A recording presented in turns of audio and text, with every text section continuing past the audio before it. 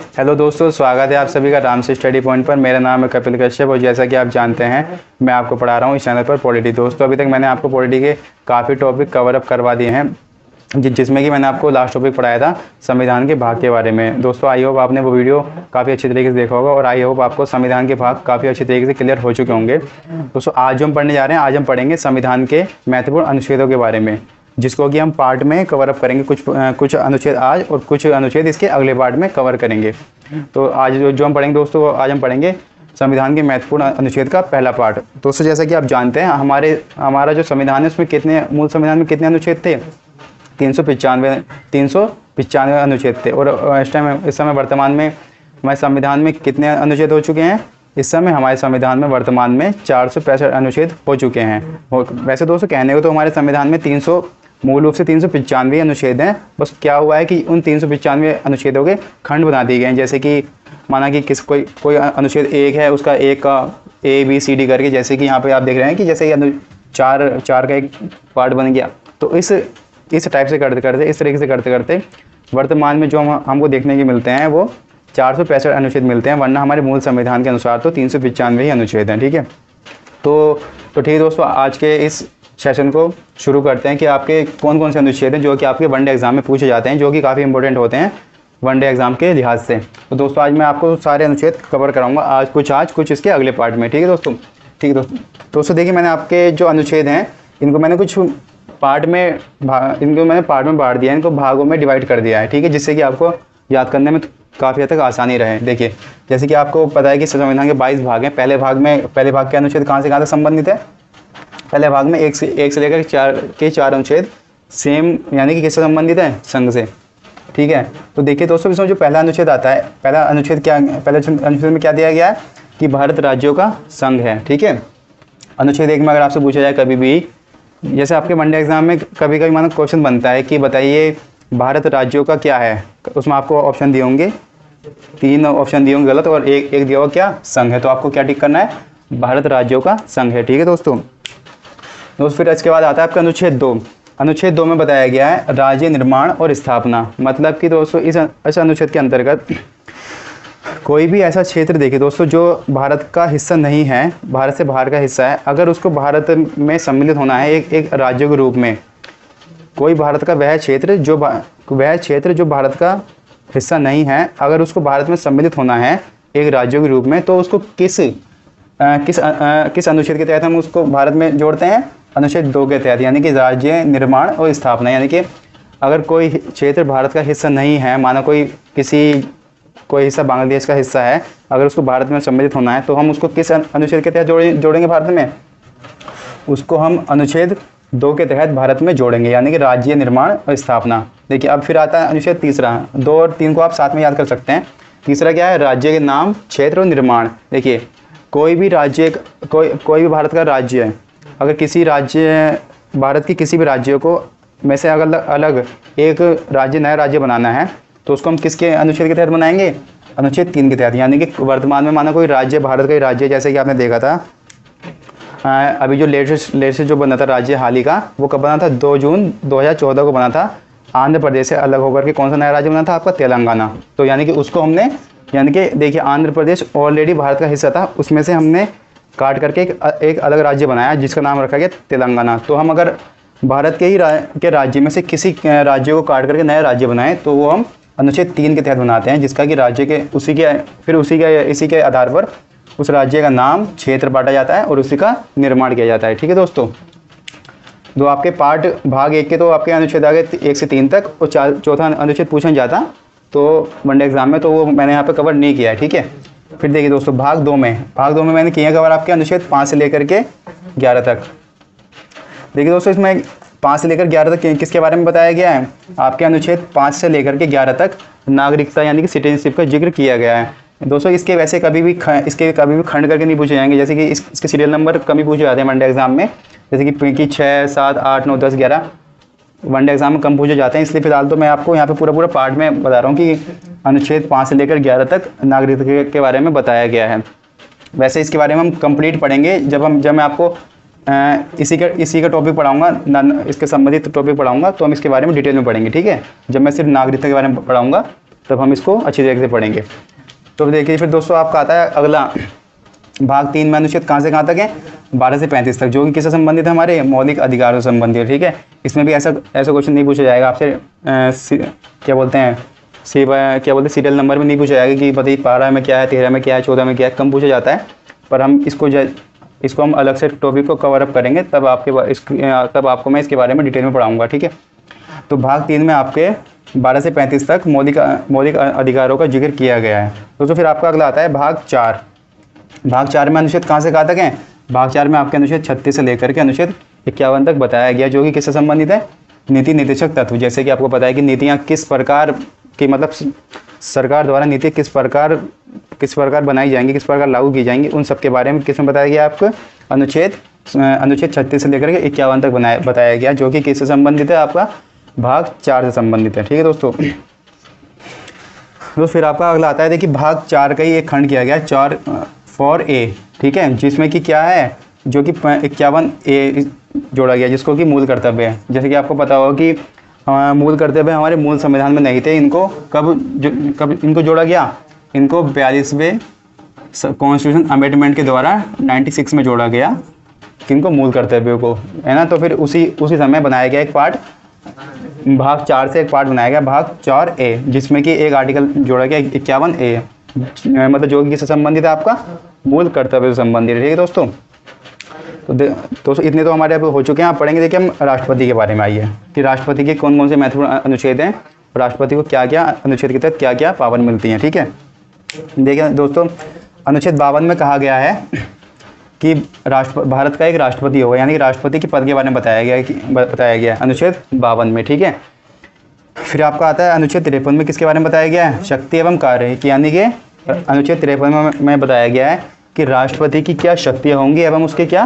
कार्य होंगे। ठीक है, फिर आपका अगला आता है अनुच्छेद 54, यानी कि अनुच्छेद 54 किससे संबंधित है, राष्ट्रपति के निर्वाचन से, यानी कि राष्ट्रपति के इलेक्ट होने से, यानी कि राष्ट्रपति का जो क्या बोलते हैं, राष्ट्रपति का जो चुनाव होगा वो किस प्रक्रिया के तहत होगा, यानी कि राष्ट्रपति का निर्वाचन किस प्रक्रिया के तहत होगा, वो सब बताया गया आपके अनुच्छेद 54 में। ठीक है दोस्तों, फिर आपका आता है अगला अनुच्छेद 61 महाभियोग, यानी कि ये तो हो गया राष्ट्रपति को चुनने की, ये आपका अनुच्छेद 54 हो गया आपको राष्ट्रपति की चुनने की प्रक्रिया से संबंधित। ठीक है दोस्तों, राष्ट्रपति की चुनने की प्रक्रिया से संबंधित।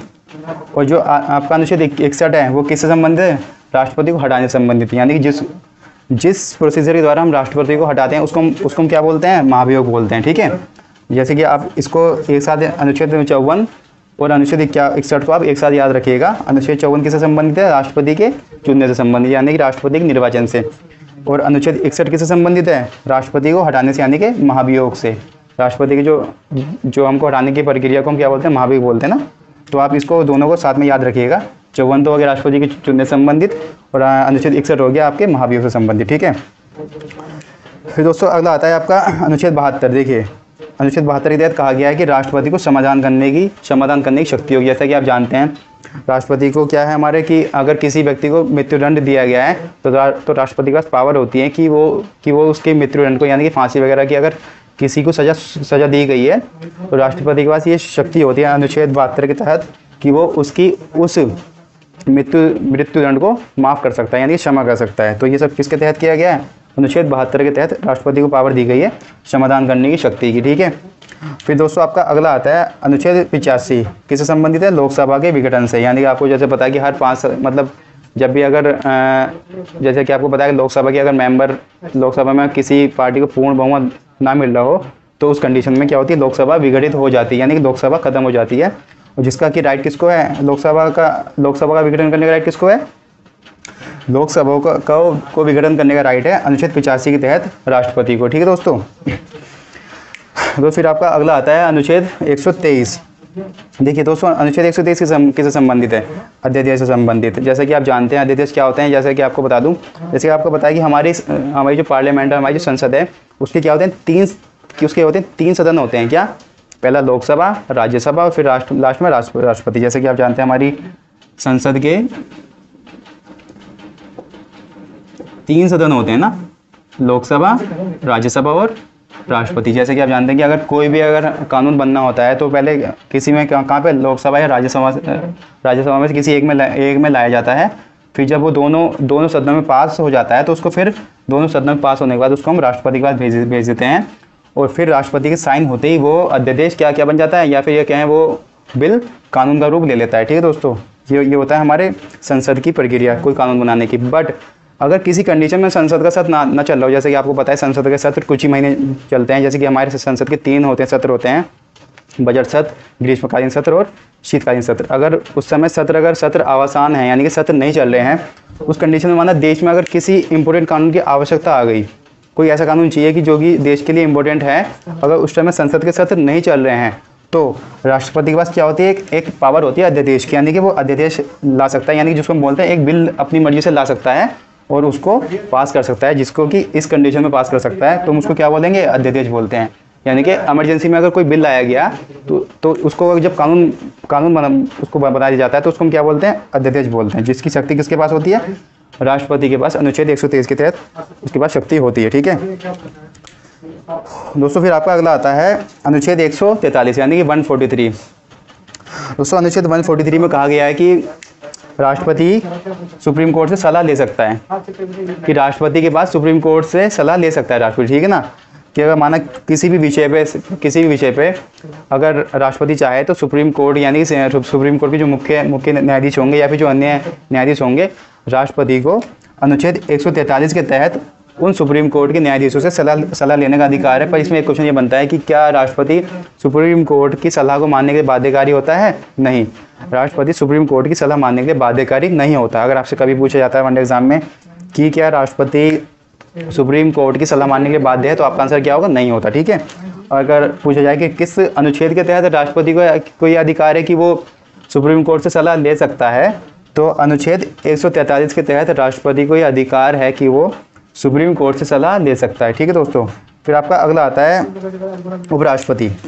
देखिए इससे संबंधित को दो, वैसे तो काफ़ी अनुच्छेद हैं, बस दो इससे इंपॉर्टेंट अनुच्छेद जो बनते हैं वो क्या है, एक तो अनुच्छेद आपका उपराष्ट्रपति से संबंधित अनुच्छेद 63, यानी कि उसमें कहा गया है किसके बारे में, उपराष्ट्रपति के पद के बारे में, कि भारत में उपराष्ट्रपति का एक पद होगा।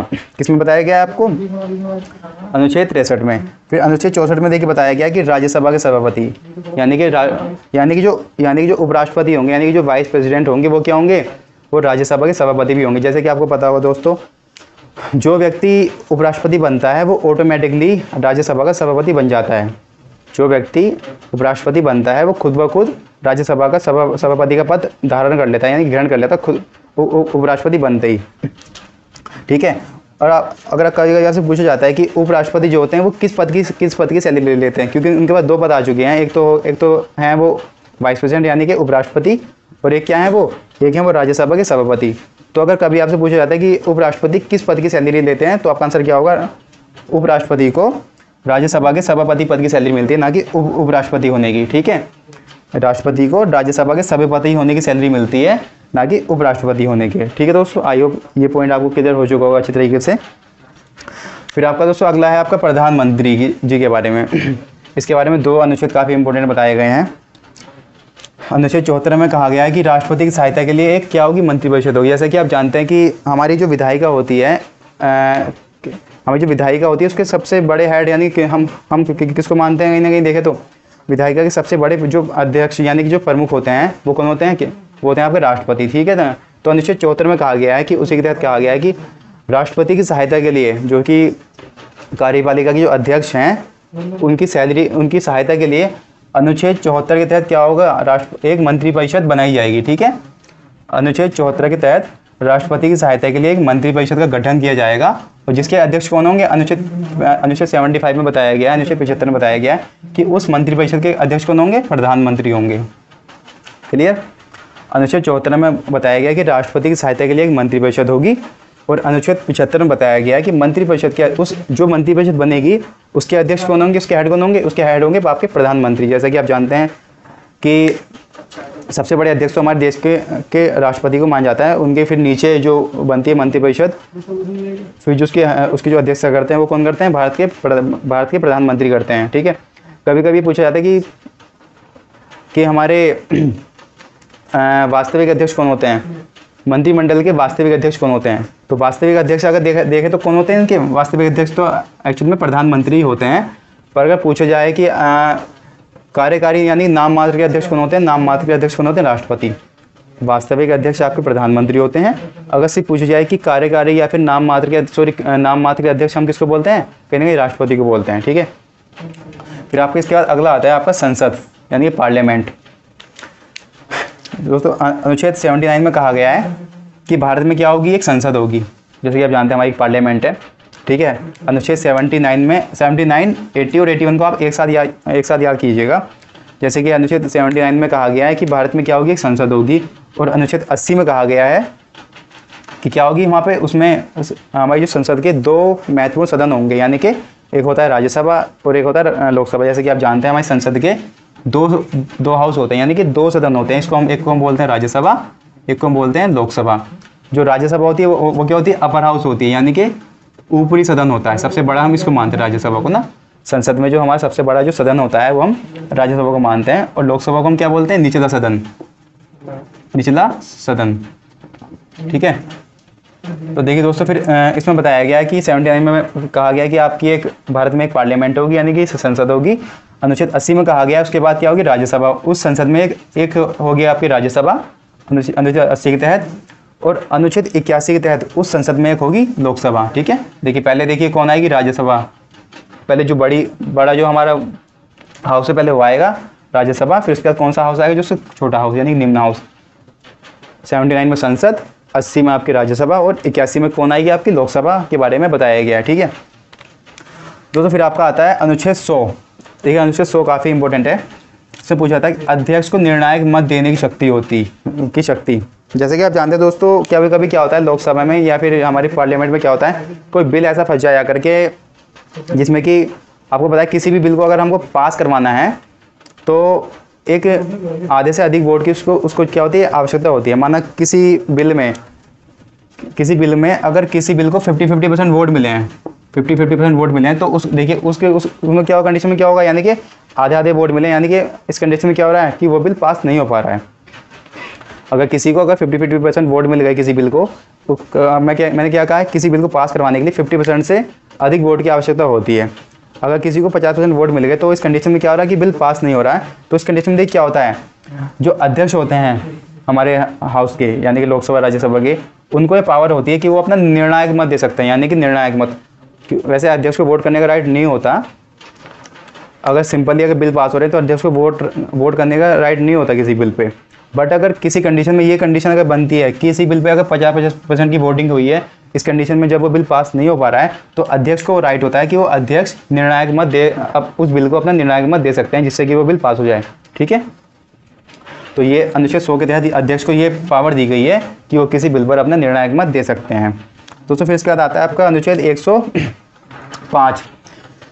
देखिए दोस्तों अनुच्छेद 105 में बताया गया संसद के विशेष अधिकार के बारे में, यानी संसद के क्या क्या अधिकार होंगे उनके बारे में जिक्र किया गया अनुच्छेद 105 में। फिर दोस्तों उसका आता है आपका अनुच्छेद 108। देखिए अनुच्छेद 108 क्या है? संयुक्त अधिवेशन। जैसे कि आप जानते थे संयुक्त अधिवेशन क्या होता है, मैंने आपको बताया था इससे पहले कभी। संयुक्त अधिवेशन ये होता है माना कोई बिल पास नहीं हो रहा है दोस्तों, कोई बिल काफ़ी टाइम से अटका पड़ा है, माना कि लोकसभा में भी जा रहा है राज्यसभा में जा रहा है, पर किसी भी कंडीशन में ना तो उसको बहुमत में लोकसभा में मिल पा रहा है, ना ही उसको बहुमत राज्यसभा में मिल पा रहा है। तो उस कंडीशन में क्या होगा कि जब वो बिल कई बार पास नहीं होगा किसी भी सदन में, लोकसभा राज्यसभा में पास नहीं हो पाएगा, तो उस कंडीशन में राष्ट्रपति को ये पावर होती है कि वो दोनों की जॉइंट मीटिंग बुला सकते हैं, यानी कि जिसको हम क्या बोलते हैं लोकसभा और राज्यसभा की जॉइंट मीटिंग, यानी कि दोनों हाउसों को एक साथ, इन दोनों हाउसों की बैठक राष्ट्रपति एक साथ करवा सकते हैं, लोकसभा और राज्यसभा की, जिसको हम क्या बोलते हैं संयुक्त अधिवेशन बोलते हैं। लोकसभा और राज्यसभा की संयुक्त बैठक एक साथ करवा करके उस कंडीशन में उस बिल को पास कराया जाता है, जिसको हम क्या बोलते हैं संयुक्त अधिवेशन। संयुक्त अधिवेशन में लोकसभा एंड राज्यसभा क्या होती है एक साथ बैठती है, तब उस बिल को, जो कि बिल काफ़ी समय से अटका पड़ा है, उसको फिर अनुच्छेद 108 के तहत संयुक्त अधिवेशन के तहत पास कराया जाता है। अगर आपसे कभी पूछा जाता है कि संयुक्त अधिवेशन की अध्यक्षता कौन करते हैं, लोकसभा के अध्यक्ष या फिर राज्यसभा के अध्यक्ष, कभी आपसे पूछा जाए कि संयुक्त अधिवेशन जो होगा उसकी कौन करेंगे अध्यक्षता, तो उसका आंसर आपका क्या होना चाहिए, उसकी अध्यक्षता लोकसभा के अध्यक्ष इसकी अध्यक्षता करते हैं। ठीक है दोस्तों, संयुक्त अधिवेशन की अध्यक्षता लोकसभा के अध्यक्ष करते हैं। ठीक है, दोस्त फिर आपका अगला आता है अनुच्छेद 110 जो कि धन विधेयक, यानी कि धन विधेयक। देखिए हमारे उसमें पार्लियामेंट में अगर कोई भी बिल आया है, कोई भी बिल की धन विधेयक है या नहीं है, ये डिसाइड करने का जो राइट होगा, यानी कि जो ये इसको बताने का राइट यानी कि अधिकार किसको होगा, वो होगा लोकसभा के अध्यक्ष को। कोई बिल धन विधेयक है या नहीं है, इसका निर्णय जो लेने की जो शक्ति होगी वो किसको होगी, लोकसभा के अध्यक्ष को होती है कि कौन सा विधेयक धन विधेयक है। जैसे कि आप जानते हैं कि धन विधेयक की क्या होती है, पावर क्या होती है कि धन विधेयक सिर्फ लोकसभा में ही पास कराना उसको आवश्यक होता है, उसको राज्यसभा में पास कराने की आवश्यकता नहीं होती, जिससे कि वो ईजिली कोई भी विधेयक कानून बन जाए। क्योंकि आमतौर पर आप देखते हैं कि किसी भी बिल को लोकसभा और राज्यसभा दोनों सदनों में पास कराने के बाद राष्ट्रपति के पास साइन के लिए भेजा जाता है, जिसके बाद वो साइन होने के बाद कानून बन जाता है। बट धन विधेयक की कंडीशन ऐसी है कि अगर कोई विधेयक धन विधेयक है, मनी बिल है, तो उस पर सिर्फ किसका राइट होता है, लोकसभा का राइट होता है। यानी कि बस उसको उस विधेयक को सिर्फ लोकसभा में पास करा करके चाहे तो बस कानून बनाया जा सकता है। हाँ, राज्यसभा के पास बस उसको देखने के लिए भेजा जा सकता है कि बस राज्यसभा उसको देख करके वापस कर सकती है। राज्यसभा को धन विधेयक पे वोट करने का कोई अधिकार नहीं होता है।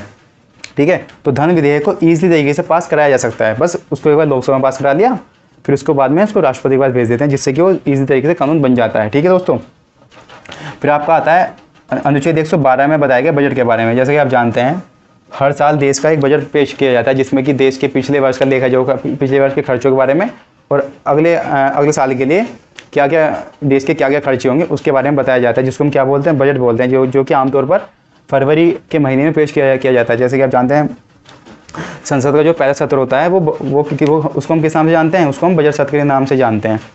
संसद का पहला सत्र बजट सत्र कहलाता है। ठीक है, जिसको कि दोस्तों अनुच्छेद 112 के तहत कहा गया है कि हमारा एक बजट भी होगा, बजट पेश किया जाएगा लोकसभा में। ठीक है,